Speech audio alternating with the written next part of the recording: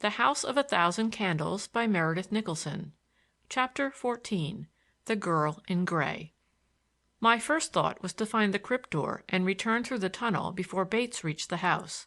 The chapel was open, and by lighting matches I found my way to the map and panel. I slipped through and closed the opening, then ran through the passage with gratitude for the generous builder who had given it a clear floor and an ample roof.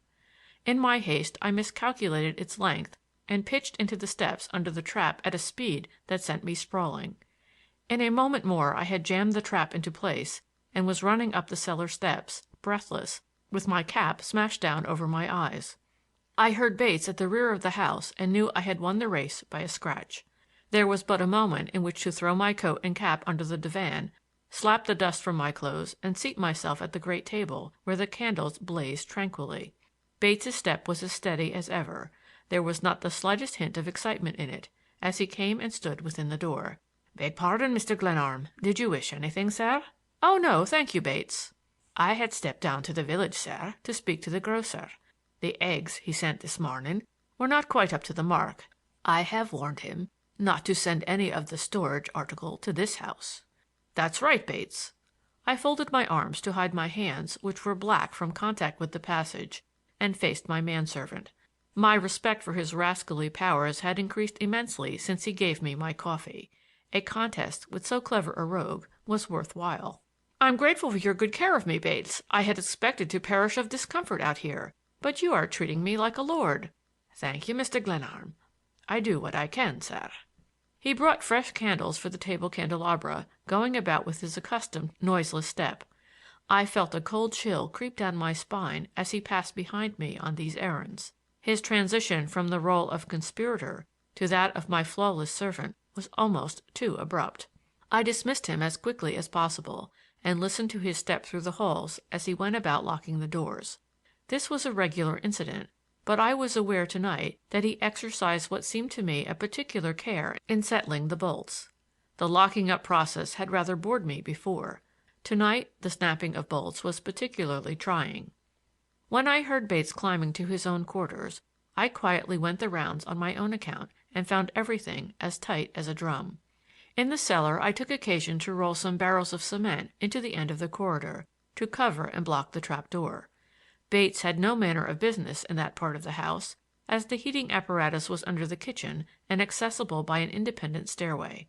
I had no immediate use for the hidden passage to the chapel, and I did not intend that my enemies should avail themselves of it. Morgan, at least, knew of it, and while he was not likely to trouble me at once, I had resolved to guard every point in our pleasant game. I was tired enough to sleep when I went to my room, and after an eventless night woke to a clear day and keener air. "I'm going to take a little run into the village, Bates," I remarked at breakfast. "Very good, sir. The weather's quite cleared." "If anyone should call, I'll be back in an hour or so." "Yes, sir." He turned his impenetrable face toward me as I rose. There was, of course, no chance whatever that anyone would call to see me. The Reverend Paul Stoddard was the only human being except Bates, Morgan, and the man who brought up my baggage who had crossed the threshold since my arrival. I really had an errand in the village. I wished to visit the hardware store and buy some cartridges, but Pickering's presence in the community was a disturbing factor in my mind.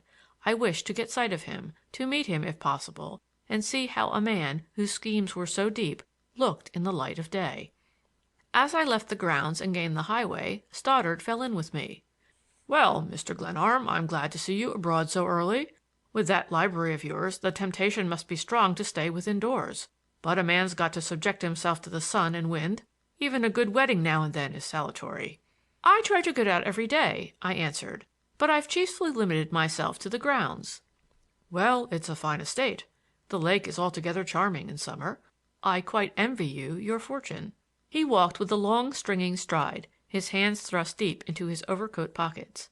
It was difficult to accept the idea of so much physical strength being wasted in the mere business of saying prayers in a girls' school.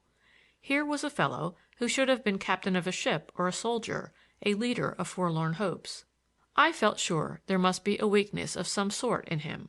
Quite possibly it would prove to be a mild asceticism that delighted in the savor of incense and the mournful cadence of choral vespers. He declined a cigar, and this rather increased my suspicions. The village hack filled with young women passed at a gallop, bound for the station, and we took off our hats. "Christmas holidays," explained the chaplain. "Practically all the students go home." "Lucky kids to have a Christmas to go home to." "I suppose Mr. Pickering got away last night?" he observed, and my pulse quickened at the name. "I haven't seen him yet," I answered guardedly. "Then of course he hasn't gone." And these words, uttered in the big clergyman's deep tones, seemed wholly plausible. There was, to be sure, nothing so unlikely as that Arthur Pickering, executor of my grandfather's estate, would come to Glenarm without seeing me. "Sister Theresa told me this morning he was here. He called on her and Miss Devereux last night. I haven't seen him myself. I thought possibly I might run into him in the village. His car's very likely on the station switch." "No doubt we shall find him there," I answered easily. The Annandale station presented an appearance of unusual gaiety when we reached the main street of the village. There, to be sure, lay a private car on the siding, and on the platform was a group of 20 or more girls, with several of the brown-habited Sisters of St. Agatha. There was something a little foreign in the picture, the girls in their bright colors talking gaily, the Sisters in their somber garb hovering about, suggesting France or Italy rather than Indiana. "I came here with the idea that St. Agatha's was a charity school," I remarked to the chaplain. "Not a bit of it. Sister Theresa is really a swell, you know, and her school is hard to get into." "I'm glad you warned me in time. I had thought of sending over a sack of flour occasionally, or a few bolts of calico to help in the good work. You've saved my life." "I probably have. I might mention your good intentions to Sister Theresa." "Pray don't. If there's any danger of meeting her on that platform—" "No, she isn't coming down, I'm sure. But you ought to know her, if you will pardon me. And Miss Devereux is charming. But really, I don't mean to be annoying." "Not in the least. But under the circumstances, the will and my probationary year, you can understand—" "Certainly. A man's affairs are his own, Mr. Glenarm." We stepped upon the platform. The private car was on the opposite side of the station and had been switched into a siding of the east and west road. Pickering was certainly getting on. The private car, even more than the yacht, is the symbol of plutocracy, and gaping rustics were evidently impressed by its grandeur. As I lounged across the platform with Stoddard, Pickering came out into the vestibule of his car, followed by 2 ladies and an elderly gentleman. They all descended and began a promenade of the plank walk. Pickering saw me an instant later and came up hurriedly with an outstretched hand. "This is indeed good fortune.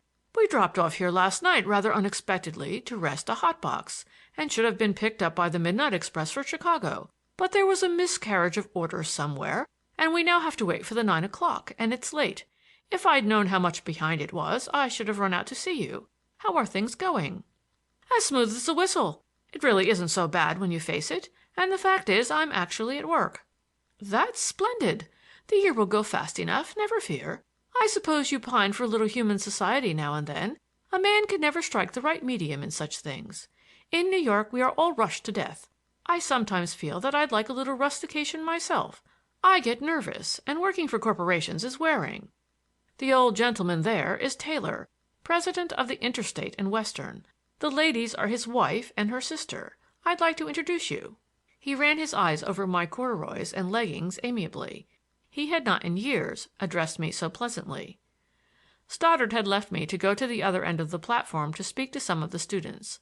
I followed Pickering rather loathly to where the companions of his travels were pacing to and fro in the crisp morning air. I laugh still whenever I remember that morning at Annandale station.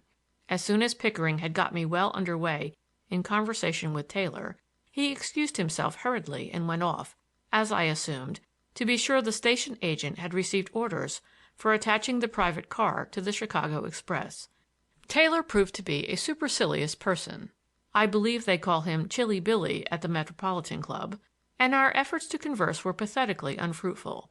He asked me the value of land in my county, and as my ignorance on this subject was vast and illimitable, I could see that he was forming a low opinion of my character and intelligence. The 2 ladies stood by, making no concealment of their impatience.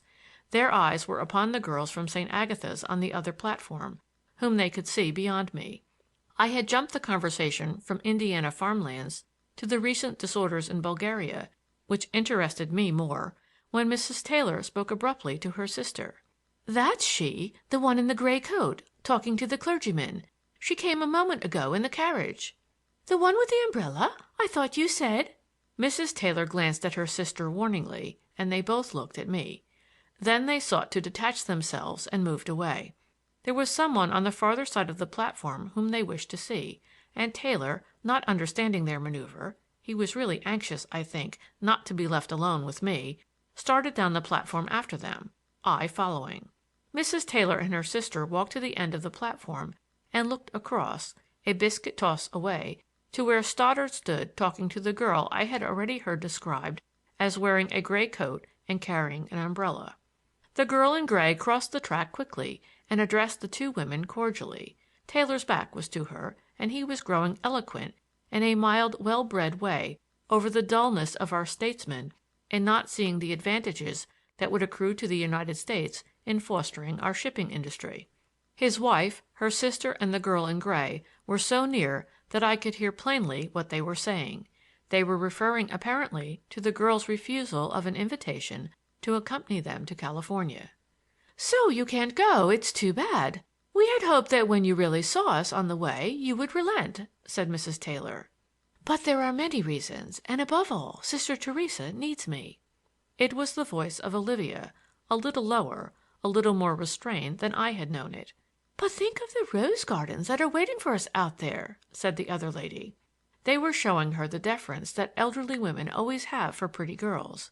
"Alas, and again alas!" exclaimed Olivia. "Please don't make it harder for me than necessary, but I gave my promise a year ago to spend these holidays in Cincinnati."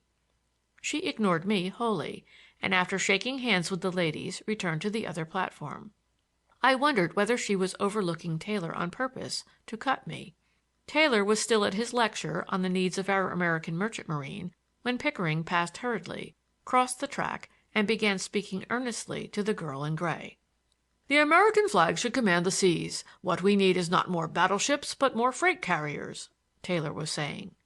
But I was watching Olivia Gladys Armstrong, in a long skirt with her hair caught up under a gray toque that matched her coat perfectly. She was not my Olivia of the tam o' shanter who had pursued the rabbit, nor yet the unsophisticated schoolgirl who had suffered my idiotic babble, nor again the dreamy, rapt organist of the chapel.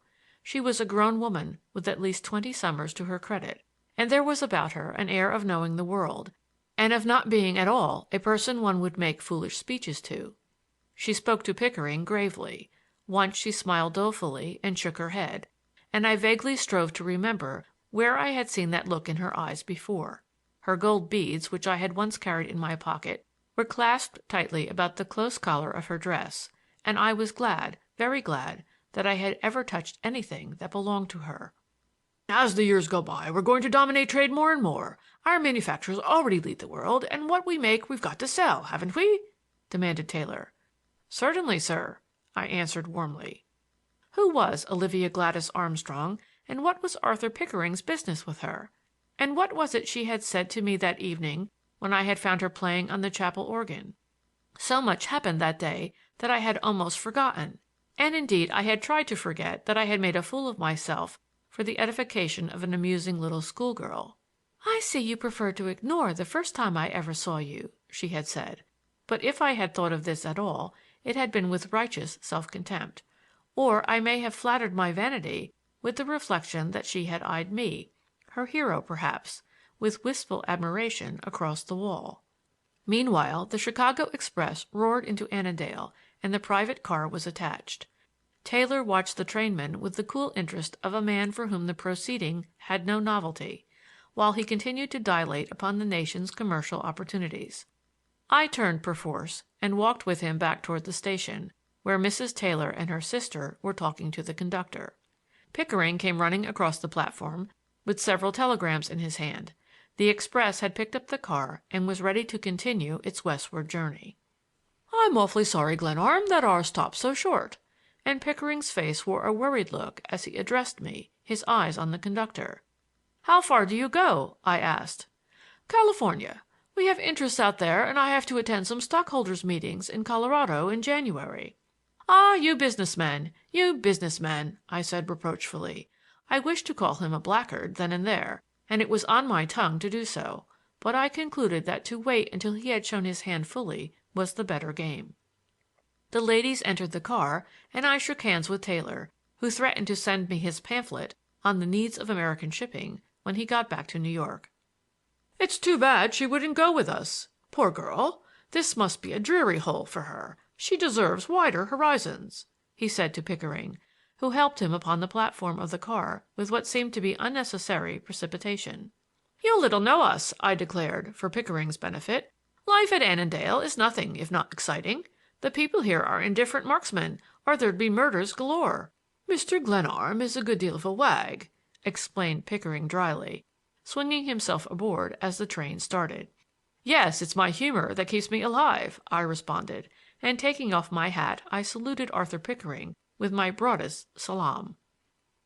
Chapter 15